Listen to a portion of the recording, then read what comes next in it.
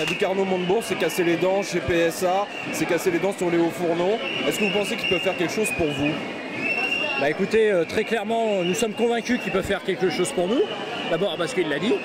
Sur les salariés, on est à peu près aux environs de 2000 salariés qui auraient soit leur poste supprimé, soit leur poste transféré dans d'autres régions géographiques.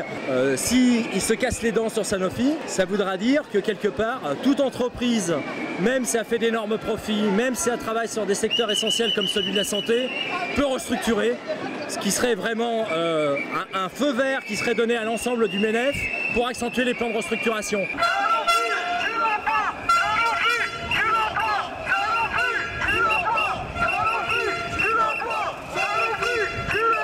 On pense que c'est quelque chose de l'ordre de la nation qui doit intervenir sur ce sujet de la santé, parce que ça va avoir des retentissances sur le public. On a expliqué ça d'ailleurs vendredi dernier à Benoît Hamon qu'on a rencontré, et il était fermement opposé. Il nous a encore redit que le gouvernement était fermement opposé au projet de Sanofi. Et ils ont un exemple à faire sur Sanofi, parce que purement cette restructuration et ces suppressions d'emplois, c'est pour du capital. Donc moi je ne suis pas législateur, hein.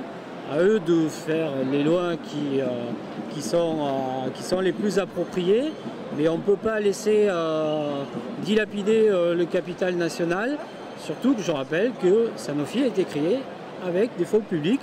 Nous demandons un texte de loi qui interdit les licenciements sur les grosses sociétés qui font des bénéfices. Voilà surtout nous ce que nous demandons pour l'instant. Sanofi, c'est pas la même situation que PSA et Mittal.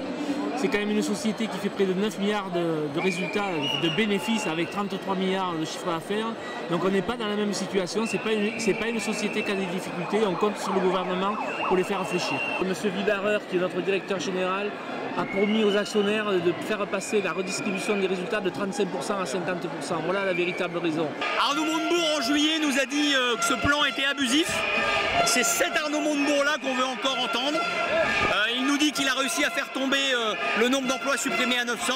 Moi je lui dis, camarade ministre, encore un petit effort et tu arriveras à zéro. Là, je pense qu'il y a eu un effet médiatique grâce au gouvernement. Après, l'effet réel sur le nombre d'emplois, j'en sais rien. On verra à la fin.